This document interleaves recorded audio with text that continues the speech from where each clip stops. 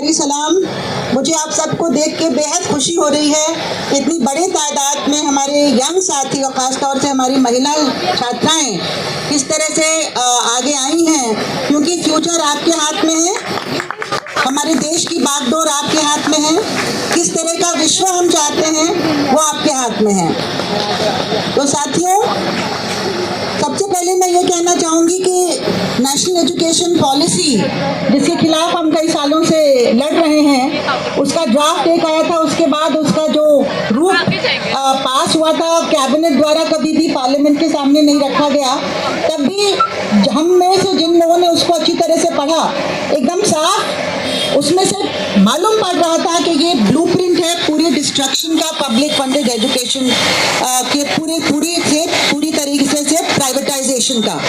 तो ये कई लोगों को पहले समझ नहीं आ रहा था, क्योंकि उसमें कुछ अच्छी बातें भी लिखी हैं जो हम अपने क्रिटिक में जिस तरह का हम लैंग्वेज यूज करते हैं उसी को यूज किया जा रहा था कि इसमें हम इंडिपेंडेंट थिंकिंग चाहते हैं, हम फ्लेक्सिबिलिटी चाहते हैं, हम हॉरिजॉन्टल मोबिलिटी चाहते हैं, इस तरह की कई अच्छी बातें भी लिखी थी।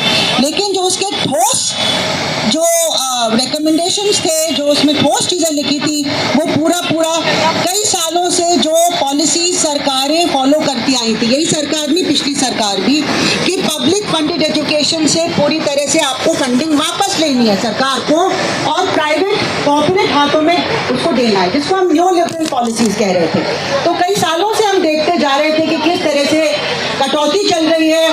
सेंट्रल बजट का आपको कभी भी 6% नहीं मिला, 2.5-3% में आप काम चला रहे थे, वो भी कम किया जा रहा था, और किस तरह से भर्तियां नहीं हो रही थी टीचर्स की, पूरी तरह से इंफ्रास्ट्रक्चर खत्म था, और फंड्स में बजाय कि ग्रांट के फिर लोन देने की बात आ गई थी, हिफा का लोन। ये सारी चीजें पहले से चल रही थी।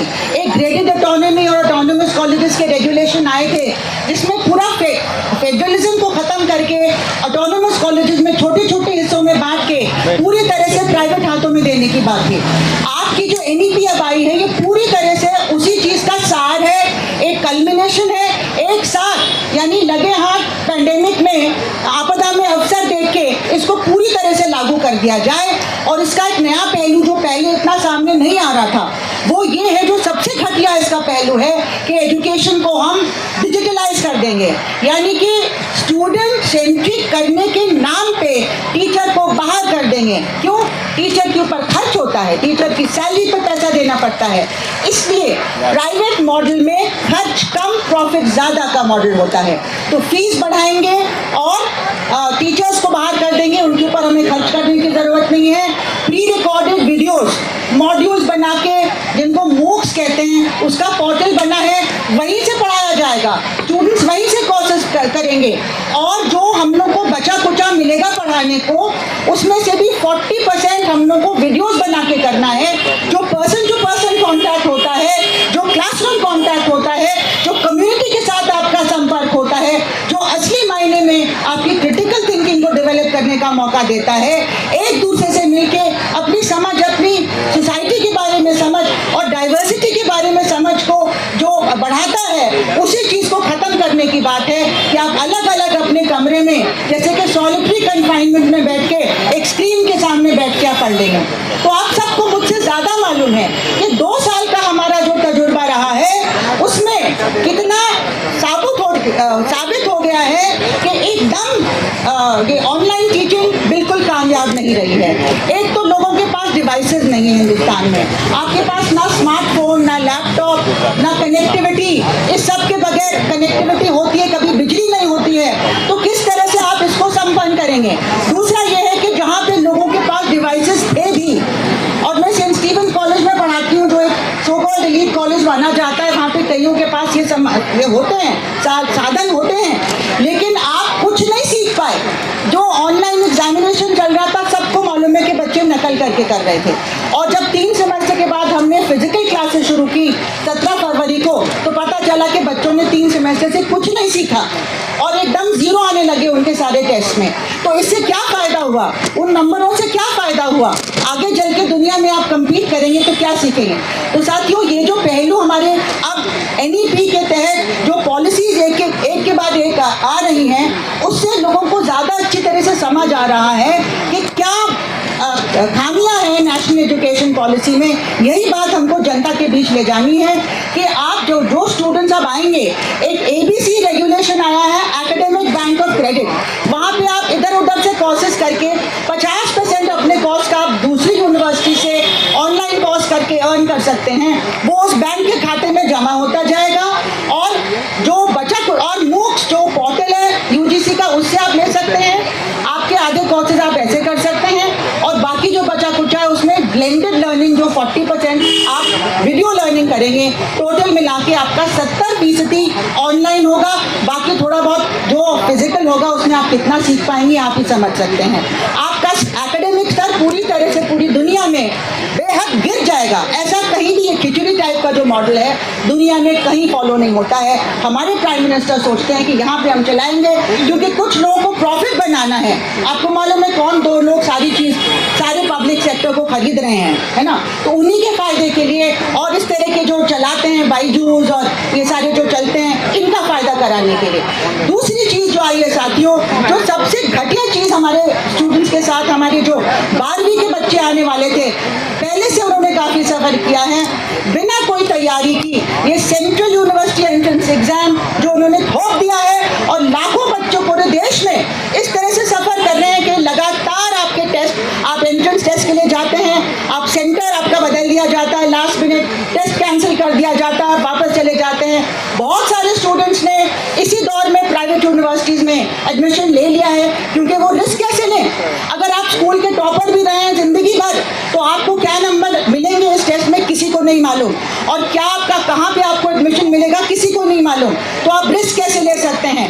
प्राइवेट यूनिवर्सिटीज का फायदा कराया जा रहा है, जहाँ पे सीटें खाली जा रही थी वहाँ पे पूरी सीटें भर गई हैं और हमारे स्टूडेंट्स वहाँ जा रहे हैं बड़े तौर पे, और दूसरे जो आएंगे बाद में उनको भी एडमिशन किस बेसिस पे मिलेगा। जो एक्सपेंसिव माफिया, जो कोचिंग माफिया है उसका फायदा होगा। जो बच्चे कोचिंग नहीं अफोर्ड कर सकते उनका क्या हाल होगा। जिन बच्चों की इस तरह के ऑनलाइन टेस्ट करने से फेमिलियरिटी नहीं है, बहुत सारे बच्चे सेंटर में गए और वापस चले गए, उनसे हो नहीं रहा था, बड़ी मुश्किल से आप ऑनलाइन एडमिशन फॉर्म भरते हैं। गांव के बच्चे हैं, जो छोटे शहरों के बच्चे हैं और जो अंडर प्रिविलेज सेक्शन के बच्चे हैं, उनको इस तरह की फेमिलियरिटी नहीं है, वो पहले ही आउट हो जा रहे हैं। इसमें किसका फायदा हो रहा है? कंपटीशन सिर्फ एक छोटे से संपन्न ग्रुप के साथ होगा जो ऑलरेडी प्रिविलेज्ड है। तो इसलिए ये हमारे देश के छात्राओं के साथ बहुत जबरदस्त धोखा है जो किया जा रहा है। अगर आपको करना भी था तो आप थोड़ी तैयारी करके करते, आपको जल्दबाजी क्या थी। दूसरा ये कि जो MCQ उसका फॉर्मेट है, मल्टीपल चॉइस क्वेश्चन, वो कहाँ से आपके रीजनिंग स्किल्स को, आपके लैंग्वेज स्किल्स को, आपके थिंकिंग एबिलिटी को, आपके रीडिंग एबिलिटी को टेस्ट करता है। जो आप टेस्ट कई सारे एग्जाम्स आप एग्जाम स्कूल्स में करते हैं, कई सालों से आप करते आ रहे हैं, उनका जो सार है उसके बेसिस पे आपकी एडमिशन होती है। मैं भी नहीं समझती हूँ कि बहुत ही अच्छा हमारा कट ऑफ सिस्टम था, लेकिन in the absence of anything else वो ट्राइड एंड टेस्टेड बोर्ड थे। आप कुछ नॉर्मलाइजेशन कर सकते थे कि नॉर्मलाइज कीजिए अलग अलग बोर्ड्स के नाम, वो कोशिश भी नहीं की गई। सीधे हमको बताया गया, एक कमेटी बनाई प्रिंसिपल्स की और मैं अब तो इसी साल से लागू करेंगे CUET। तो ये दूसरा सबसे बड़ा धोखा हमारे साथ है।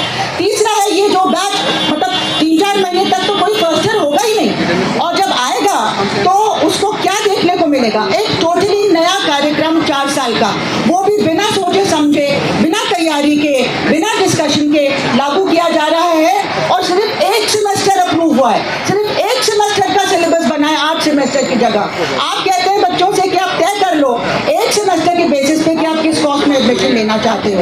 ये भी एक भद्दा मजाक है, टोटली अनअकैडमिक। और वो भी जिस तरह से स्ट्रक्चर बनाया गया है उसमें पूरा जो एक सीक्वेंस होता है कि पहले ये पेपर करेंगे फिर वो पेपर करेंगे, ताकि आप समझ बने, आपके फाउंडेशन आपके एक्जोमेटिकली डेवलप होते हैं। वो भी पूरा खिलवाड़ उसके साथ हुआ है क्योंकि इसके साथ साथ मल्टीपल एंट्री एग्जिट का स्कीम आया है, MEES जिसको कहते हैं। आप 1 साल के बाद छोड़ सकते हैं, 2 साल के बाद छोड़ सकते हैं, आपको एक सर्टिफिकेट या डिप्लोमा दे दिया जाएगा। क्या उसकी मार्केट की वैल्यू होगी? और उसमें 1 साल में कौन निकलेगा? लड़कियां निकल जाएंगी क्योंकि माँ बाप कहेंगे आपको इतना खर्चा हम नहीं उठा सकते, आपकी शादी करा देंगे, अब एक सर्टिफिकेट तो मिल गया है। अल्पसंख्यक के लोगों के ऊपर दबाव होगा, जो अंडर प्रिविलेज सेक्शन हैं, दलित आदिवासी, उनके ऊपर दबाव होगा। तो ये क्या जो एग्जिट स्कीम बन रही है, ये इंस्टीट्यूशनलाइज्ड एग्जिट स्कीम बन रही है, एक्सक्लूड करने की स्कीम बन रही है। और जो सीक्वेंसिंग ऑफ पेपर्स है, अब ये बताया जा रहा है कि नहीं इस पेपर को फर्स्ट सेमेस्टर में पढ़ा दो क्योंकि कुछ लेके जाएंगे, और हम कह रहे हैं कि नहीं इसमें 4 सेमेस्टर की जो पढ़ाई की जरूरत है तब उनको ये समझ आएगा। उसकी कोई फिक्र नहीं की गई है, कुछ भी डाल दो फर्स्ट सेमेस्टर में, चाहे किसी को समझ आए ना समझ आए, तो पूरा एकेडमिक वैल्यू उसका खत्म किया जा रहा है। टोटल एकेडमिक क्रेडिट पूरी तरह से कम किए जा रहे हैं। वैल्यू एडेड कोर्सेज में ना जाने किस तरह का so called Indian knowledge system हमारे ऊपर थोपा जाएगा। आपको मालूम है कि पूरी आरएसएस की जो आइडियोलॉजी है वो हमारे बच्चों के ऊपर थोपी जाएगी कि वैल्यू एडेड कोर्सेज के थ्रू। और इसके बाद जो और भी चीजें की गई हैं, एमफिल को हटा दिया, कहते हैं कि आप 4 साल के बाद डायरेक्ट पीएचडी कर सकते हैं। 4 साल का एकेडमिक कंटेंट आपके 3 साल के एकेडमिक कंटेंट से कहीं कम है। और फिर कहते हैं कि आप एमए 1 साल में कर लेंगे, एमए का जो कोई भी कंटेंट आपके 4 साल में नहीं डाला गया है। तो ये सब मजाक हो रहा है, कुछ भी कह दो। कहते हैं कि पीएचडी कर लो, डबल डिग्री कर लो, कल को कहेंगे कि स्कूल के बाद आपको हम डिग्री दे देंगे पीएचडी की। ये तो बिल्कुल मजाक हो गया हमारे स्टूडेंट्स के साथ। तो ये क्यों किया जा रहा है? एक तो मुनाफे के लिए कि कुछ लोग मुनाफा कमाएंगे, दूसरा ये है कि आपका कौन पढ़ेगा, क्या पढ़ेगा, उसकी थिंकिंग को कंट्रोल करने के लिए।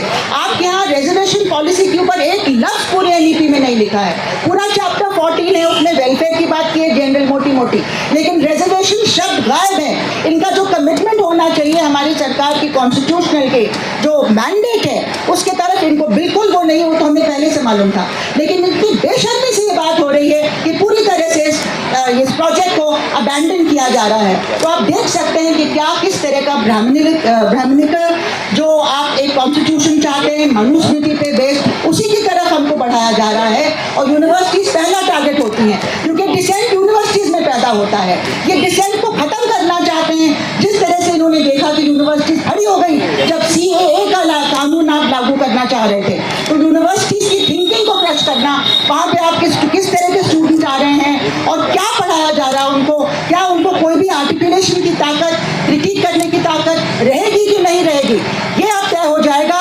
और टीचर्स को पूरी तरह से इक्वेशन से बाहर करने की कोशिश है, ताकि जो एक हमारा जो डायलॉग होता है कॉन्स्टेंट, एक human activity, education is a human activity, it can not be reduced to a digital activity. Anything digital can be in addition, ऊपर से आप और सप्लीमेंट कर सकते हैं, लेकिन जो बेसिक फाउंडेशन ले दिया जाता है, जो बेसिक एजुकेशन का कंटेंट होता है, वो एक सोशल वैल्यू उसकी होती है, और उसी चीज को खत्म करने की यहाँ पे कोशिश है। और इसीलिए हमें इस तरह के कैंपेन से और पूरे देश में हमें ये चलाना है, हर नागरिक के पास पहुंचना है और खड़ा करना है बड़ा रेजिस्टेंस इन पॉलिसीज के खिलाफ, ताकि इसको हम रिवर्स करा पाए, रोल बैक करा पाए। इसी के साथ मैं अपनी बात खत्म करती हूँ। आपसे फिर से दोबारा शुक्रिया कि आपने मौका दिया, और हम मिल के साथ लड़ेंगे, जीतेंगे।